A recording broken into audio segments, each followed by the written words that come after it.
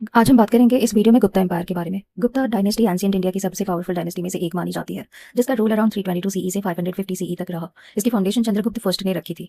Gupta period को India का golden age कहा जाता है क्योंकि इस time science, mathematics, literature, art and education में बहुत डेवलपमेंट हुआ था। ट्रेड और इकोनॉमी भी स्ट्रॉन्ग थी, जिस वजह से एम्पायर प्रॉस्पेरस बना। इस डायनेस्टी के फेमस रूलर जैसे समुद्रगुप्त और चंद्रगुप्त सेकंड ने एम्पायर को एक्सपेंड किया और इंडिया को पॉलिटिकली स्टेबल बनाया। इसी पीरियड में ग्रेटेस्ट स्कॉलर आर्यभट्ट ने मैथमेटिक्स और एस्ट्रोनॉमी में इंपॉर्टेंट डिस्कवरीज की और संस्कृत लिटरेचर को भी बहुत सपोर्ट मिला। ओवरऑल गुप्ता डायनेस्टी को इंडियन हिस्ट्री का गोल्डन पीरियड माना जाता है because it was an era of peace, knowledge, cultural development and innovation.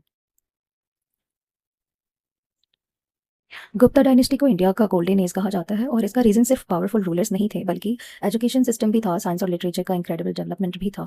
इसी पीरियड में नालंदा यूनिवर्सिटी जैसे वर्ल्ड फेमस यूनिवर्सिटी का राइज हुआ। इस यूनिवर्सिटी को मैनली कुमारगुप्त फर्स्ट के टाइम स्टैब्लिश किया गया था। यहाँ इंडिया के अलावा चाइना, तिब्बत, कोरिया और साउथ ईस्ट एशिया से भी स्टूडेंट पढ़ने आते थे। नालंदा यूनिवर्सिटी अपनी huge library, difficult admission process और हाई क्वालिटी एजुकेशन के लिए फेमस थी। यहाँ mathematics, astronomy, literature, art, architecture, philosophy, grammar और बुद्धिस्ट स्टडी जैसे सब्जेक्ट पढ़ाए जाते थे। थाउजेंड ऑफ स्टूडेंट्स और टीचर्स यहाँ रहते थे और स्टूडेंट को भी रहने का अलाउ था, हॉस्टल अलॉटमेंट्स थी और फ्री एजुकेशन सिस्टम था। अकोमोडेशन भी दिया जाता था। इसी गोल्डन एज में ग्रेट मैथमेटिशियन और एस्ट्रोनॉमर आर्यभट्ट भी हुए। उन्होंने मैथमेटिक्स और साइंस में रिवोल्यूशनरी कॉन्ट्रीब्यूशन दिए। आर्यभट्ट ने अर्थ के रोटेशन को एक्सप्लेन किया, एक्लिप्स का साइंटिफिक रीजन बताया और पाई की एक्यूरेट वैल्यू कैलकुलेट की। उनकी फेमस बुक आर्यभट्टिया ने इंडियन मैथमेटिक्स को वर्ल्ड वाइड रिकॉग्निशन दी।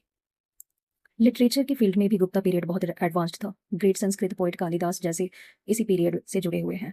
उन्होंने ब्यूटीफुल लिटरेरी वर्क लिखे जैसे अभिज्ञान शकुंतलम और मेघदूता। उनकी राइटिंग नेचर, इमोशन और कल्चरल को इतना ब्यूटीफुल मिक्सचर था जो पूरी नेचर को ब्यूटीफुली रिप्रेजेंट करती थी। यही रीजन है कि गुप्ता डायनेस्टी को एंशिएंट इंडिया का गोल्डन पीरियड कहा जाता था। एक ऐसा समय जब एजुकेशन, साइंस, आर्ट और लिटरेचर सब अपनी पीक पॉइंट पर थे।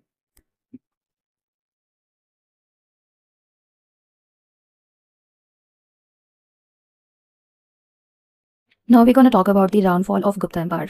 गुप्ता एम्पायर का डाउनफॉल कैसे हुआ? गुप्ता डाउनफॉल स्टार्ट हुआ 5th सेंचुरी के अराउंड। एक टाइम पर यह इंडिया का मोस्ट पावरफुल एम्पायर था, लेकिन धीरे धीरे कई रीजन की वजह से वीक होने लगा। सबसे बड़ा रीजन था हुन इन्वेजन। सेंट्रल एशिया से आए हुए हुन अटैकर्स ने गुप्ता एम्पायर पर रिपीटेडली अटैक किया। स्कंदगुप्त ने उस टाइम के वो रूलर थे, उन्होंने इनिशियली हुन्स को रोक दिया था, लेकिन कंटिन्यूअस जो युद्ध हो रहे थे, वार्स ने एम्पायर को इकोनॉमिकली और फिनेंशियली, मिलिट्रली वीक कर दिया था।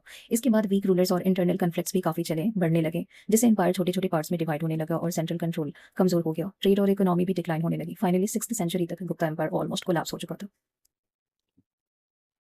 Although the empire declined, Gupta dynasty का contribution science, education, mathematics, literature और इंडियन कल्चर में इतना ग्रेट था कि आज भी इसे एंशिएंट इंडिया का गोल्डन एज कहा जाता है। हुन इन्वेजन गुप्ता एम्पायर के डाउनफॉल का एक मेजर रीजन माना जाता है। हुन्स ये सेंट्रल एशिया से आए हुए पावरफुल वॉरियर्स थे जो इंडिया पर अटैक करने लगे during the 5th century, as I told you before.